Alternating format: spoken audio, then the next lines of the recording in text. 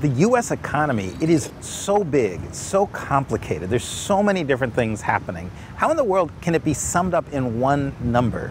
GDP. GDP came in lighter than expected at 2.8% of GDP. The gross domestic product, GDP. The people on the news, including I have to admit myself, are constantly using this one number as if that's supposed to tell us how healthy the economy is, where it's going, and how we should feel about it. But what exactly is GDP? To understand what it is and what it can tell us, it helps to talk to an expert. I happen to know one. Hey, Simon. I asked you to come here to this market to help me understand what is GDP. So GDP, Adam, is gross domestic product. It's a crude measure, but as best we've got in terms of how the economy is doing. Is it growing or is it shrinking? Every penny Americans spend on their accountant helping with the taxes, on getting their hair cut, on refrigerators, on hotel rooms, on breakfast cereals, all of this gets rolled up into GDP, more or less. So this cornflakes box, if I buy this, this is definitely GDP. Absolutely, that's part of your consumption. All right. Now, when I look at this box, you know, it's cornflakes, so Kellogg's had to pay a farmer for corn. When they pay that farmer for that corn, is that also GDP? Because wouldn't we be double counting?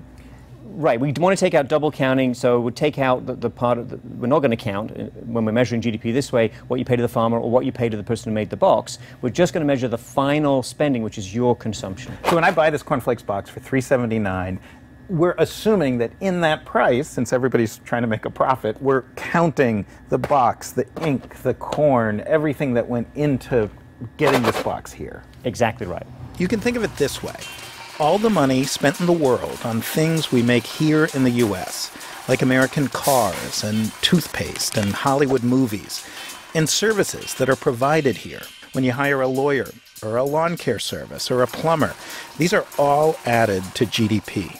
Basically, everything in this aisle then is GDP. The Reese's Puffs, the Jif extra crunchy peanut butter, these tennis balls. Oh, hold on. Tennis balls made in China, actually. So that's an import. We have to take that out of your consumption when we're calculating the impact on GDP. So imports, you actually subtract those from GDP. A lot of the price of those tennis balls goes to Chinese GDP. Some of it's ours, the profit the store makes from selling them, for example. Among the biggest chunks of GDP is manufacturing. That's still about 12%. Healthcare and finance together make up another 16%. And one of the biggest drivers, real estate. GDP is just new goods and services. So this is residential construction. When these apartments are built and sold, that's going to contribute to GDP. So that's the sound of GDP growing. That's a great, healthy sound at this point in our economic history. All right, but what about those houses? These aren't new. Right. If you buy this building, that's not going to count towards GDP. It's an old, used building. GDP is about new goods and services. Wow. So even if I paid $500,000 for this, it would not count to GDP. That's correct. So if it's not a structure that was built this year, it doesn't count in this year's GDP. But still, you're getting a service out of your house, right? You're getting the service of living in it. So the government calculates how much that's worth and adds that to GDP.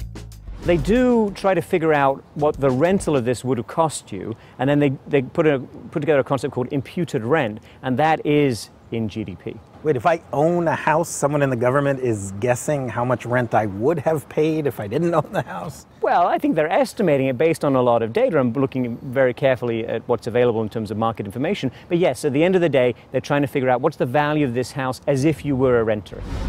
If you add up all the houses and buildings we bought and all the imputed rents we paid by living in the houses we already own, that's what gets added to GDP. $1.9 trillion in 2010. That's about 13% of the total. Then when you throw in government spending, that's another 21%. Business investment like factories and equipment, that's another 10%. It brings us to our grand total, $14.5 trillion for 2010. The biggest GDP in the world. So why are so many people in the U.S. so miserable when we have the biggest GDP in the world? Well, you don't just need a big GDP, you need one that is growing. We'll explain all that in an upcoming Planet Money video, Why GDP Matters, what it tells us and what it doesn't.